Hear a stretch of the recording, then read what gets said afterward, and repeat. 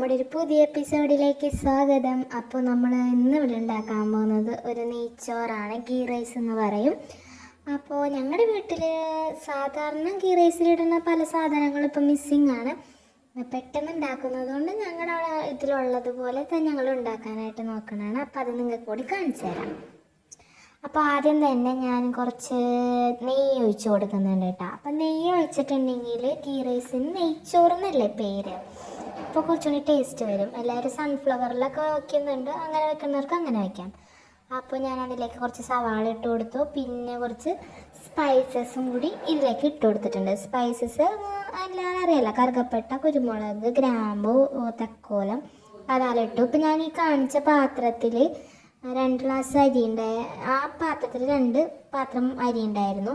അപ്പോൾ ഞാൻ അതിൽ 4 ആ പാത്രം 4 ഇതിൽ ഞാൻ വെള്ളം ഒഴിച്ചിട്ടുണ്ട്. അതിൽ 2 ഭാഗം അരി ഉണ്ടായിരുന്നു. അപ്പോൾ ആ പാത്രം 4 പ്രാവശ്യം അളന്ന് ഞാൻ ഇതിലേക്ക് 4 പ്രാവശ്യം വെള്ളം ഒഴിച്ചു കൊടുത്തു. പിന്നെ കുറച്ച് ഉപ്പിട്ട് കൊടുത്തിട്ടുണ്ട് കേട്ടോ.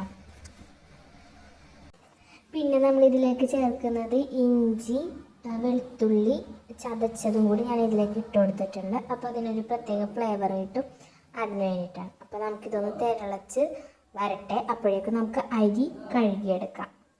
ആ പാത്രം കാണിച്ച 2 പാത്രമാണ് അരി ഇട്ടത്. അപ്പോൾ ഞാനിപ്പോൾ അതേ അരി ഇട്ട് അധികം കാണിക്കാൻ പറ്റിയില്ല. അപ്പോൾ അരി ഇട്ടു. അപ്പോൾ അരിയിട്ട് അതേ വെള്ളം ഒന്ന് കുറച്ച് വറ്റി കഴിഞ്ഞപ്പോൾ ഞാനൊന്ന് ഇളക്കി കൊടുക്കണതാണ് കേട്ടോ. അപ്പോൾ അരിയൊക്കെ ഇട്ട് കഴിഞ്ഞ് കുറച്ച് നേരം കഴിഞ്ഞപ്പോൾ ഞാൻ അതിൻ്റെ ഉള്ളിലേക്ക് കളർ ഒഴിച്ച് കൊടുത്തു. കളർ എന്ന് പറയുമ്പോൾ എല്ലാം ഞാൻ മഞ്ഞൾപ്പൊടിയാണ് ഇതിൽ ഇട്ട് കൊടുത്തേക്കണം. പിന്നെ ഞാൻ കുറച്ച് സവാള വാട്ടി മൊരിച്ച് അതിലിട്ട് കൊടുത്തിട്ടുണ്ട്. വേപ്പില ഇട്ട് കൊടുത്തിട്ടുണ്ട്.